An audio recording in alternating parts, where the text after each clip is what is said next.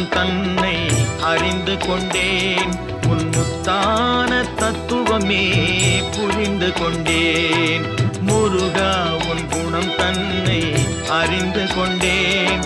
உன் முத்தான தத்துவமே புரிந்து கொண்டேன்.